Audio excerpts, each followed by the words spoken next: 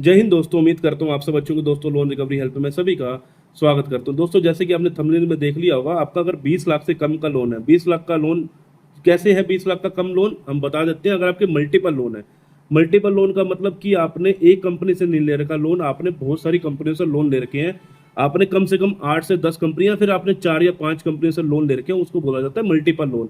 अगर आपने multiple loan से कंपनियों से लोन ले रखा है और आप उसकी इस समय ईएमआई भरने में बिल्कुल ही असमर्थ हो चुके हो, या फिर आपको लग रहा है अगले महीने में इसकी ईएमआई नहीं भर पाऊंगा, तो तमाम लोगों के मन में एक डाउट बना हुआ है कि क्या मेरे ऊपर कोई केस हो जाएगा, क्या मुझे जेल जाना पड़ जाएगा, या फिर तमाम तरीके से मेरे को मेरे घर की संपत्ति अटैच कर दी जाएगी। और तमाम तरीके से लोगों को एक डर बना हुआ है, क्योंकि रिकवरी वाले आपको डरा रहे हैं बहुत ही बुरी तरह से। और इसमें लोन किस प्रकार माफ होंगे वो भी वीडियो के माध्यम से आपको समझा दिया जाएगा, क्योंकि नई नई तकनीकी आती रहती है, नई नई सब कुछ चेंजिंग होते रहते हैं। तो चेंजिंग हिसाब से जो चेंजिंग है हम आपको बता देते हैं कि आप किस प्रकार अपना लोन माफ करवा सकते हो, किस प्रकार आप इस ट्रैप से बाहर निकल सकते हो। क्योंकि दलदल जो है ये बहुत ही गहरा दलदल है, आप जितना इसमें घुसते चले जाओगे और ज्यादा दलदल में दसते चले जाओगे। तो तमाम तरीके से अगर आपको वीडियो के माध्यम से पूरी जानकारी देने वाले हैं। अगर आप हमारे चैनल पर पहली बार हो तो चैनल को सब्सक्राइब करने के साथ वीडियो को एक लाइक कर देना और शेयर करना उन लोगों को जो इस समय लोन की किस्त नहीं भर पा रहे हैं। शेयर करने से उन लोगों को मदद मिलेगी जो इस समय लोन की किस्त नहीं भर पा रहे, तो शेयर जरूर कीजिएगा। और कमेंट में अपने शहर का नाम और कंपनी का नाम लिखना मत भूलिएगा, ताकि हम आपको बता सके आपके शहर में इस कंपनी के रिकवरी एजेंट आ सकते हैं नहीं आ सकते। बाकी हम लोग रोजाना अपने चैनल पर शाम को 8 बजे लाइव स्ट्रीमिंग भी करते हैं। लाइव स्ट्रीमिंग के माध्यम से जुड़ने के लिए बेल नोटिफिकेशन ऑन कर लेना, ताकि जैसे हम लाइव पर आए आप तक नोटिफिकेशन पहुंच जाए। और हमारे चैनल की अगर आप मेंबरशिप लेना चाहते हो, मेंबरशिप में हम लोग जो लाइव के माध्यम से बहुत अच्छी जानकारी लाइव सेशन चलता है हमारा, मेंबरशिप वालों के लिए भी चलता है। और मेंबरशिप के लिए हम अलग से आप लोगों के लिए बेनिफिशियल वीडियोस भी लेके आते रहते हैं। और दोस्तों मैं अपना नंबर आपको स्क्रीन के ऊपर शो कर दूं, किसी भाई की कोई पर्सनल क्वेरी होगी तो कॉल बुकिंग के माध्यम से जुड़ जाइएगा। हम आज जिस लोन कंपनियों के बारे में बात करने वाले वो है अनसिक्योर्ड कंपनियां, जो कि आपको अनसिक्योर्ड लोन देती है। मतलब कि जो कि आपका सिविल के बेस पर लोन मिलता है। सिविल कैसे? जैसे आपका सिविल बहुत अच्छा था तो आपको लोन मिल रहा था। एक सिक्योर्ड होता है, एक अनसिक्योर्ड होता है। दो तरह के लोन होते हैं। सिक्योर्ड लोन कौन से होते हैं? जो आपने प्रॉपर्टी, मॉर्गेज, कार लोन, ये वो सब सारे के सारे जितने भी लोन है, जो आपने कोई एसेट गिरवी रख रखा है, वो सारे सिक्योर्ड लोन होते हैं। लेकिन आज जिस लोन के बारे में हम बात करें वो है अनसिक्योर्ड लोन, जिसमें आपने सिर्फ और सिर्फ कोई भी सिक्योरिटी नहीं दे रखी, आपने सिर्फ और सिर्फ अपना आधार कार्ड, पैन कार्ड लगाकर आपने लोन ले रखा है। वो जो लोन है सारे के सारे अनसिक्योर्ड लोन, एजुकेशन में आ जाए या फिर बिजनेस लोन आ गए, वो सारे के सारे जो लोन होते हैं वो सारे के सारे अनसिक्योर्ड लोन होते हैं, जिसमें आपने किसी भी तरह की कोई भी चीज बैंक को गिरवी नहीं रख रखी, सिर्फ और सिर्फ आपके पैन कार्ड के बेस पर आपको लोन मिला हुआ कि आपका पैन कार्ड पे आपका जो भी सिविल अच्छा था, सिविल से आपको लोन मिला। वो सारे के सारे अनसिक्योर्ड लोन आते हैं। इसमें कुछ लोन होते हैं कंज्यूमर ड्यूरेबल लोन, जिसको बोला जाता है कंज्यूमर ड्यूरेबल लोन। कौन से? जैसे आप कोई एसी, फ्रिज, कूलर, मोबाइल वगैरह लेके आते हैं, वो भी सारे के सारे अनसिक्योर्ड में ही आते हैं ज्यादातर। तो इसमें आपको पूरी जानकारी लेनी चाहिए। अगर आप नहीं भर पा रहे हैं इनकी किस्तें, तो इसमें आगे आपके साथ क्या हो सकता है। देखो, जो ये लोन कंपनियां होती हैं, सबसे पहले जो आपका डाटा है, जितनी भी लोन कंपनी है, आपको चाहे आपका 1,000 रुपये का लोन है, चाहे आपका 1 लाख का लोन है, चाहे आपका 15 लाख का लोन है, चाहे 20 लाख का लोन है, इसमें कोई मैटर नहीं करता। तो आपको जानना होगा कि लोन कंपनी का शुरुआती दौर कैसी होती है। आपका एनपीए तक का जो दौर होता है कंपनी का, एनपीए का मतलब है नॉन परफॉर्मिंग एसेट, इसका जो दौर होता है वो किस प्रकार का दौर होता है। पहले दिन से लेकर 92 दिन का जो भी दौर चलता है वो एनपीए तक का दौर होता है। इसमें क्या रहता है, पहले दिन ही जब आप उसमें अपने लोन को डिफॉल्ट कर देते हैं, चाहे वो क्रेडिट कार्ड भी है तो क्रेडिट कार्ड में भी यही कुछ होता है। आपका पहले दिन ही डाटा जो है रिकवरी एजेंसियों के पास शेयर कर दिया जाता है। रिकवरी एजेंसी आपको तमाम तरीके से फोन कॉल करके आपको पहले 1 हफ्ते तक आपको जानकारियां देती हैं, सर आपके लोन की किस्त नहीं भर पा रहे हो, आप लोन की किस्त भर दीजिए, नहीं तो आपका सिविल स्कोर डाउन हो जाएगा और पेनल्टी चार्ज बढ़ा दी जाएगी। और तमाम तरीके से आपको बोला जाता है अगर आप नहीं भरेंगे तो आपका सिविल स्कोर डाउन हो जाएगा, पेनल्टी चार्ज बढ़ा दी जाएगी। बार बार एक ही चीज रिपीट कर रहे होते हैं। अब धीरे धीरे आपके पास फोन कॉल की संख्या बढ़नी शुरू हो जाती है। बढ़नी किस प्रकार शुरू? एक फोन कटा नहीं, दूसरा फोन लाइन पे है, तीसरा फोन कटा नहीं, चौथा लाइन पे है। तो ऐसे करके दिन भर में 100-200 कॉल एक कंपनी से आ रही है। तो अगर आपके मल्टीपल कंपनी से लोन है, अगर आपने 10 कंपनी से लोन ले रखा, अगर आप एक कंपनी आपको 200 कॉल कर रही है, तो 2000 कॉल भी आपके पास दिन भर में आ सकती है। तो ये 2000 कॉल का क्या रोजाना उठाना क्या संभव है?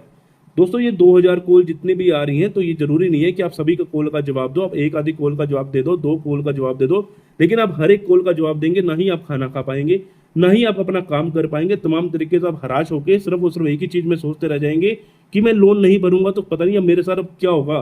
क्योंकि रिकवरी एजेंट तमाम तरीके के जो थर्ड पार्टीज के रिकवरी एजेंट है, ध्यान रखिएगा मैं थर्ड पार्टी रिकवरी एजेंटों की जो बात कर रहा हूँ, जितने भी थर्ड पार्टीज के रिकवरी एजेंट है आपको हराश परेशान करके पैसा निकालने की कोशिश करते हैं पहले 92 दिनों तक। 92 दिनों का जो क्राइटेरिया रहता है रिकवरी एजेंटों के हाथ में रहता है। रिकवरी एजेंट पूरी तरह से आपको निचोड़ने की कोशिश करते हैं।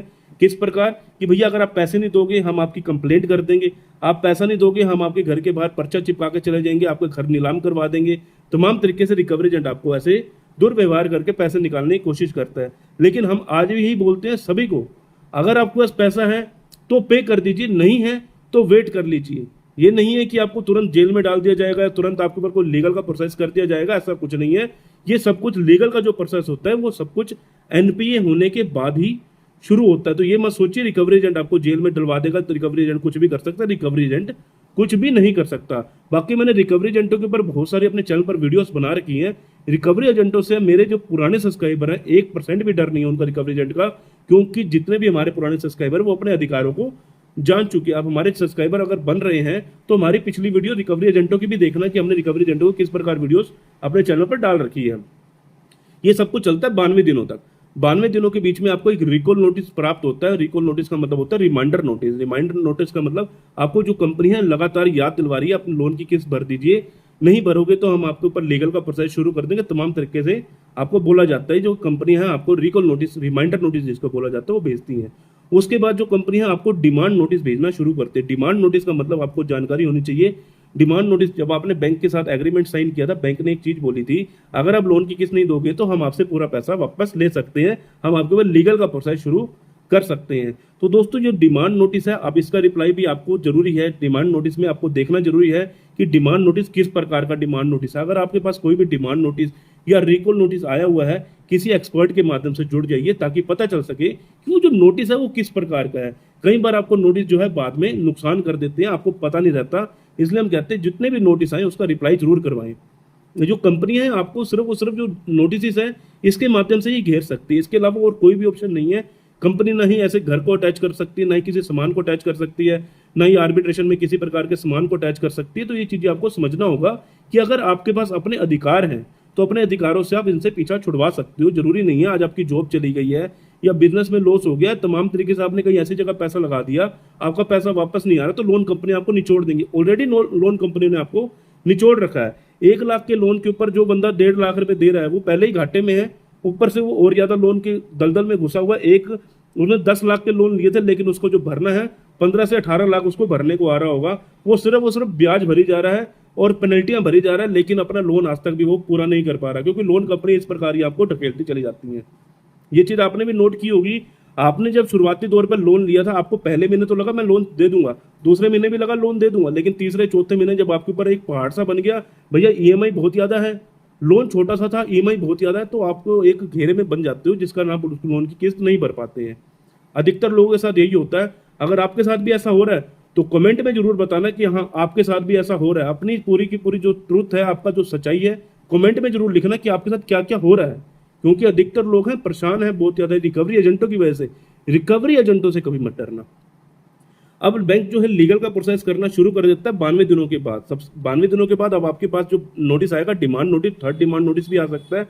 उसके अंदर आर्बिट्रेशन सेक्शन 25, 138 या 318 उसके अंदर लिखा हो सकता है, जिसका रिप्लाई आपको 7 दिन या 15 दिन में रिप्लाई देना जरूरी होता है। अगर आप रिप्लाई नहीं देते तो बैंक का अगला एक्शन क्या रहता है, वो आपको सेक्शन 25, 138, 318 या फिर आर्बिट्रेशन की प्रक्रिया चालू कर देता है, अगर आप उस नोटिस को इग्नोर कर देते हैं। अगर आप उस नोटिस का रिप्लाई करा रहे हो, उसके बावजूद भी अगर वो कोई भी कार्रवाई कर रहे हैं, तब आपको उस नोटिस का भी रिप्लाई देना बहुत ज़्यादा जरूरी होता है। किसी एक्सपर्ट के माध्यम से आपको जानना चाहिए, क्योंकि जब आप इस दलदल में फंस जाते हो, आपके लोन बड़े हैं, आपका कोई 5 लाख का लोन है, कोई आपका 7 लाख का लोन है, कोई आपका 8 लाख का लोन है, तमाम तरीके जितने बड़े लोन होंगे उतने आपको केसेस की संख्या बढ़ती चली जाती है, कि केसेस की संभावना है बढ़ती चली जाएगी। आप ये सोचेंगे कि कंपनी केस नहीं करती, अब पीछे से आ जाता है आपके पास सम्मन, अब आपको डर लगने लग जाता है अब मेरे साथ क्या होगा।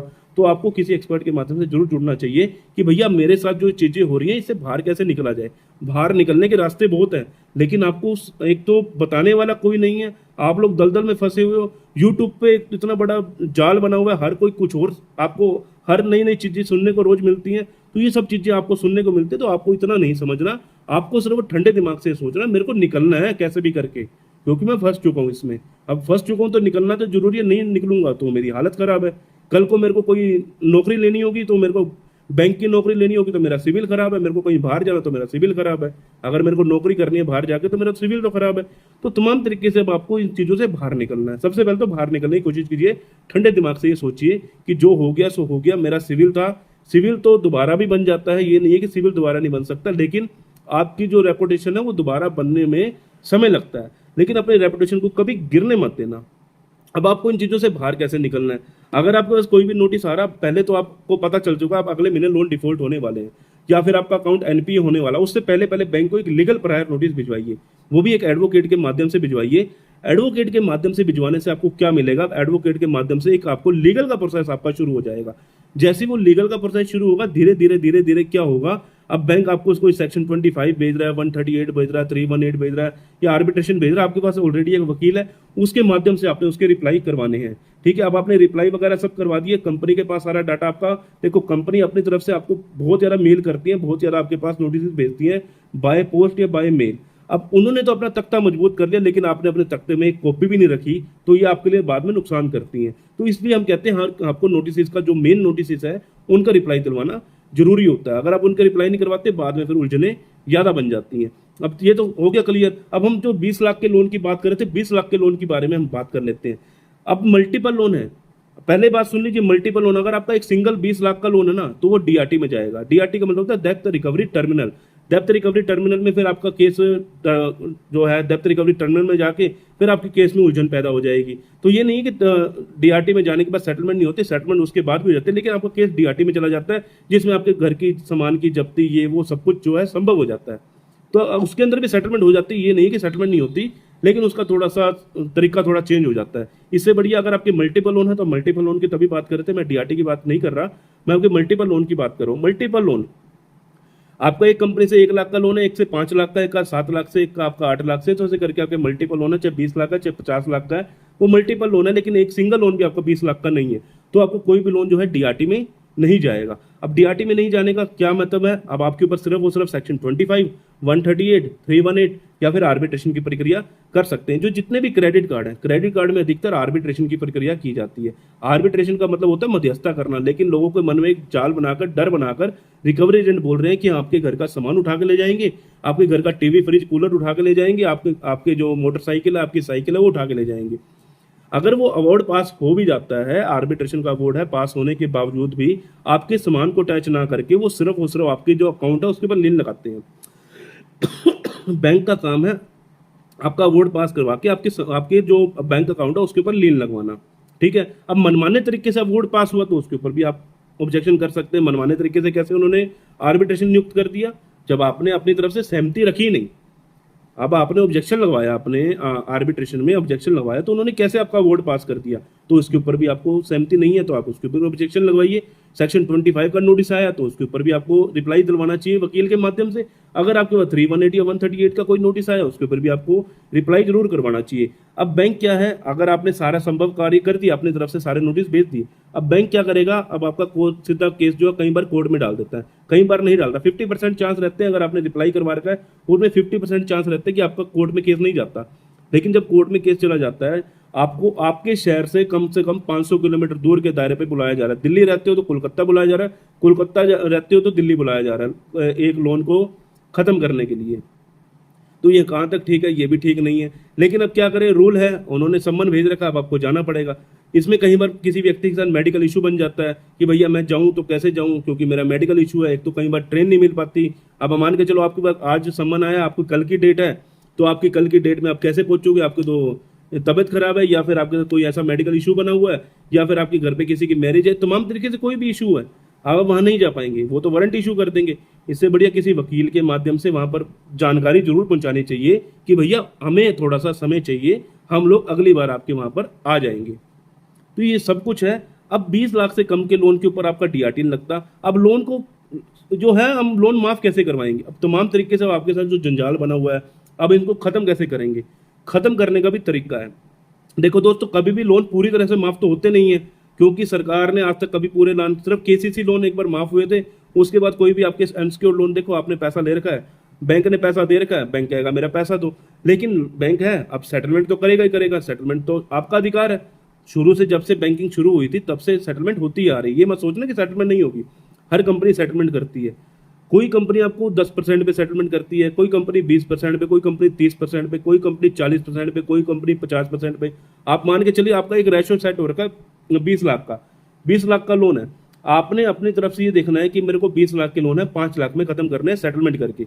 वो 5 लाख रुपए आपको अलग रखने होंगे जब आपको सेटलमेंट करनी है। 1 साल के बाद सेटलमेंट करो, चाहे 1.5 साल के बाद करो, 2 साल के बाद करो, लेकिन एक बार तो आपको सेटलमेंट आपको इसमें करवानी होगी, नहीं तो इनके रिकवरी एजेंट आपको जितना हो सके परेशान करेंगे। अधिकतर लोन की